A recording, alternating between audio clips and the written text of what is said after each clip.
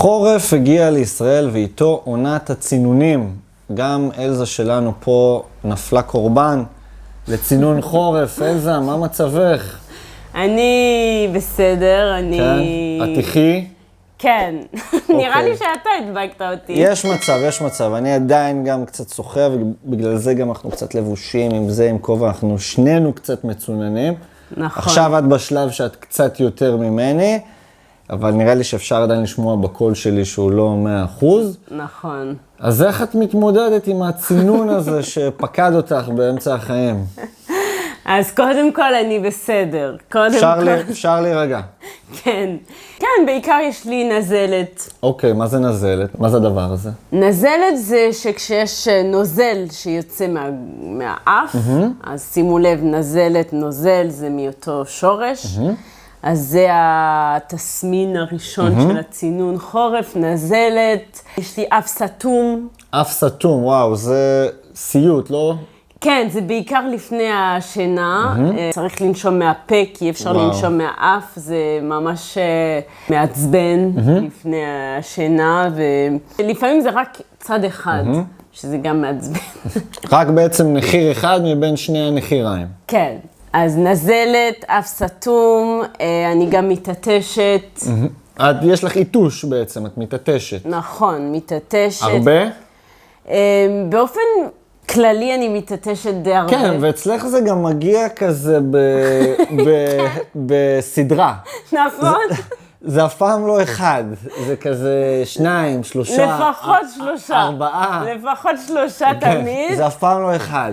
אז עכשיו אני עוד יותר מתעטשת, ואני מקפידה, כמו תמיד, להתעטש למרפק, ככה, כדי לא לפזר חיידקים. אגב, עובדה מעניינת על עיתוש. האם ידעתם שכאשר אתם מתעטשים, אי אפשר להתעטש מבלי לעצום את העיניים? חייב לעצום עיניים כדי להתעטש. זה לא אפשרי פיזיולוגית להתעטש בלי.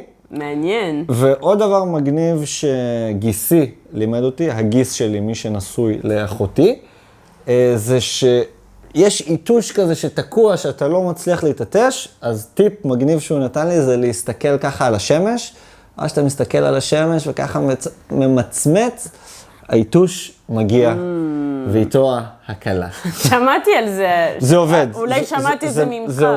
זה עובד. אז תודה אורן על הטיפ. שינית לי את החיים. אז אמרנו נזלת, אף סתום, התעטשות. מה עם שיעול? משתעלת? לא, אני לא משתעלת. מה זה שיעול? שיעול זה ככה. אז אני לא משתעלת למזלי. אוקיי. וגם אפשר להגיד שעשינו בדיקת קורונה וזה לא קורונה. אין קורונה. לא לדאוג, אתם לא תדבקו, הכל בסדר. אז אני לא משתעלת. כאבי גרון? לא, אין לי כאבי גרון. בכלל אין כאבי גרון. פה כן. אין לך בכלל כאבי גרון. היה לי קצת בהתחלה, עכשיו אני יותר טוב. לך?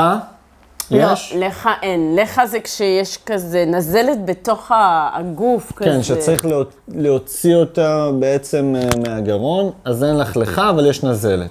כן, אין לי לך. סינוסים? כאבים בסינוסים? לא, סתם. אוזניים? כאבים באוזניים? אז סתם צינון חצי כוח, לא צינון... כן, צינון עונתי. צינון עונתי, רגע. אתם יודעים, כל שנה יש צינון, לפחות פעם אחת בשנה, לפעמים יותר, ואני חייבת להגיד שזה לא רק בחורף, לפעמים בקיץ גם יש לי צינון עם כל המזגנים והבדלי טמפרטורות נכון, בישראל, כפי שדיברנו, מזגן זה דבר מאוד נפוץ. תוכלו לראות כאן סרטון שעשינו על הקיץ הישראלי. ואם הזכרנו גם את הקורונה, דיברנו על אוצר מילים שקשור לקורונה, אז גם אותו תוכלו לראות כאן, סרטון שעשינו ספציפית על הקורונה.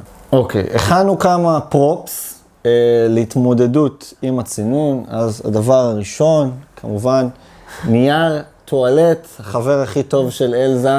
כן, כדי לקנח את האף, בעצם לוקחים נייר ומקנחים את האף.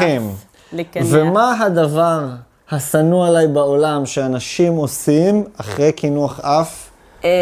לא לזרוק את הנייר לפח. יותר מלא לזרוק, זה שמחליטים שזה המקום לכינוכים. לא, לא, לא, חברים, המקום הוא בפח. אל תכניסו חזרה את זה לכאן. כן, זה די דוחה. זה די דוחה, גם אם זה הכינוח שלכם. קחו שקית, זרקו לפח, זרקו לאסלה. לא כאן, זה לא המקום של זה. מה זה? צעיף. צעיף. כן, להתלבש חם. ובאופן כללי, איך מתמודדים עם צינון? אני חושבת שהכי חשוב זה לתת לגוף לנוח. אין כל כך מה לעשות נגד צינון, אין איזה תרופה שאפשר לקחת. למעט תרופות סבתא. למעט תרופות סבתא. אז בואו נדבר קצת על תרופות סבתא. מה זה תרופות סבתא? תרופות סבתא זה כל מיני דברים טבעיים שאפשר להשתמש בהם בבית כדי להקל על כל מיני דברים, לא רק שקשורים לצינון. למשל, אם כואב לך הגב, אז לשים בקבוק חם, אם כואב לך הראש, לשים סמרטוט רטוב, כל מיני דברים כאלה שהם יותר טבעיים, אנחנו קוראים להם בעברית תרופות סבתא, ותרופה חביבה עלינו היא זו. מה זה, אלזה? אז זה משקה עם ג'ינג'ר, לימון ודבש, זה בעצם, אנחנו חיים על זה בזמן האחרון, זה המשקה חורף שלנו. משקה חורף שלנו. לפני הרבה שנים הכרתי את המשקה הזה בטיול בהודו, ומאז להיט אצל המשפחה שלי. אבא שלי שותה את זה כל השנה, לא רק בחורף. הוא החליף את התה בזה, זה מה שהוא שותה כל השנה. ומה שכיף זה באמת נותן תחושה כזה של גם חימום הגוף, וגם כזה הקלה קצת על הגרון. כן, אני באמת חושבת שהחומרים האלה, ג'ינג'ר, לימון ודבש, זה חומרים שעוזרים למערכת החיסונית להיות יותר חזקה. אז קחי איזה שלוק. אני אוהבת את החריפות של הג'ינג'ר. השם העברי הוא זנגוויל, אבל כולם אומרים ג'ינג'ר. נכון, כולם. אפילו נראה לי שכתוב על האריזות ג'ינג'ר. אני לא מכירה אף אחד. אולי אימא שלך משתמשת במילה הזאת. זנגוויל. אלזה, יש לך מושג מאיפה מגיעה המילה שלוק? שאנחנו משתמשים בה בעברית כל הזמן? מיידיש אולי? כן, מגרמנית. בעצם שאנחנו לוקחים לגימה, בעברית תקנית, קוראים למילה הזו לגימה, אבל אנחנו כולם אומרים שלוק, מילה שמגיעה אלינו לגרמנית. גם על זה צילמנו סרטון. על מה לא? על מילים שמגיעות אלינו משפות אחרות. תוכלו לראות את הסרטון הזה כאן, מומלץ על כל מיני מילים שאנחנו משתמשים בהם ביום יום בעברית, אבל המקור שלהן הוא משפות אחרות. ואיך מכינים את הג'ינג'ר, לימון ודבש? חותכים לרצועות דקות. אפשר גם בפומפייה.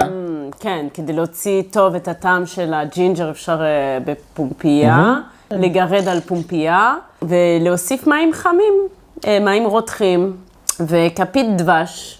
כן, וזהו. אם יש לכם יותר זמן, עדיף לבשל, ולא רק לשפוך על זה מים חמים, אבל גם אם רק תשפכו על זה מים חמים, זה גם יהיה בסדר. ושהמצב ממש קשה. מה עושים עם צינון עונתי? שאתה ממש במצב חירום. הפניצילין היהודי. מרק עוף. מרק עוף, זה שאין ברירה. אתה גמור לגמרי, מרק עוף, מה שמכונה פניצילין יהודי. כן, שהמצב קשה, אין ספק שזה עוזר, זה עוזר. נכון, בעיקר כשיש לך צינון, אם יש לך שפעת, לא יודעת כמה זה יעזור לך. כן, מה זה בדיוק שפעת? אז שפעת זה וירוס, נגיף, שהתסמינים שלו זה כאבי שרירים, חום גבוה, זה דומה לקורונה בעצם. כן, הרבה פעמים אנשים שיש להם תסמינים של שפעת, לא בטוחים אם זו קורונה או שפעת, כי התסמינים מאוד דומים. הייתה שפעת למשל בעבר, גם גרמה למוות של הרבה מאוד אנשים, כמובן מדבר על השפעת הספרדית, וגם כל שנה יש זנים חדשים של שפעת, כמו למשל לפני כמה שנים, שהיה שפעת החזירים. זוכרת את הסיפור הזה? כן, כן, בטח. והשנה, נראה לי שהיה שפעת די קשה השנה, כי הרבה אנשים הגיעו לבית חולים עם תסמינים קשים של שפעת. כן, זה לא רק קורונה יש בעולם, יש עוד דברים שכחנו את זה. שיכולים להכניס אותך לבית חולים, וכל שנה הרבה אנשים מאושפזים גם בגלל שפעת. נכון, כן, שכחנו שיש עוד דברים. כן. ברכה שאפשר לאחל למישהו שאתם שומעים שהוא חולה, אתם אומרים לו רפואה שלמה. נכון. רפואה שלמה זו ברכה שמגיעה לנו מהמקורות היהודיים, כדי להגיד למישהו, תהיה בריא. נכון, תרגיש טוב, רפואה שלמה, אז רפואה שלמה לי. ולי. ולכם, אם אתם גם חולים. תרגישו טוב, תספרו לנו איך אתם מתמודדים עם צינון, מה תרופות הסבתא שלכם. בטח נוכל ללמוד על דברים מעניינים. כן, אז תכתבו לנו בתגובות, אנחנו מאוד מקווים שנהניתם מהסרטון. אם אהבתם את הסרטון, אל תשכחו ללחוץ על הלייק, להירשם לערוץ אם עוד לא נרשמתם, ונתראה בסרטון הבא. יאללה ביי.